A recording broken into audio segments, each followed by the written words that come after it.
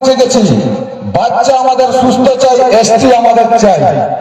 আমাদেরকে যদি এই মুহূর্তে সিজারটাও করতে হয় তো আমরা সিজার করার জন্য এই সুস্থ বাচ্চাটাকে আমরা ডাক্তারকে সঙ্গে সঙ্গে মতামত দিয়ে দেবো যে বাচ্চা আমার সুস্থ চাইলে আমাকে সিজার করে হলো বাচ্চা আর মা সুস্থ দিতে হবে। পদ্ধতি তো সিজার, তাইলে আমাদের কি হবে?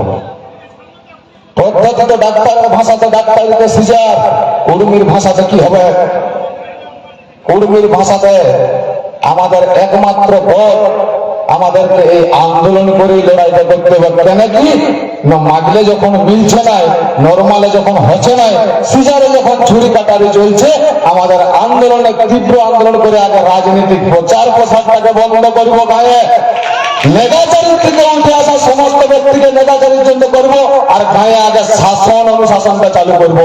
এত বড় একটা সংগঠন, এত বড় একটা জাতি, আমার ভাইটা করবে টিএমসি, আমি করব বিজেপি, ও করবে কংগ্রেস।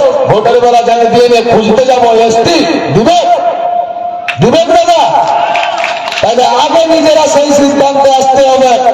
তারপরে যদি রাজনৈতিক আঘাত দিতে হয়, যে বিষয়ে সম্মানীয় শশধর বাবু বললেন, প্রয়োজন পড়লে আমাদেরকে সেই রীতিনীতি নিয়ে আগাতে হবে। তবেই তো সিজার জায়গাটা হবে। আগে সিজারের পরিস্থিতিটা তৈরি করতে হবে না শুধু শুধু আমি 3 মাস 5 মাসের বেলা ডাক্তারকে জানি যদি বলি আমাকে সিজার করবেন, সিজার হবে। তো যাই হোক, এই বিষয়ে বিচার্য সবাই সিদ্ধান্ত নিয়ে বিচার করে দেখবেন। সবাইকে পুনরায় বড় জোহার দণ্ডবোধ জানাই আমি বক্তব্য শেষ করি।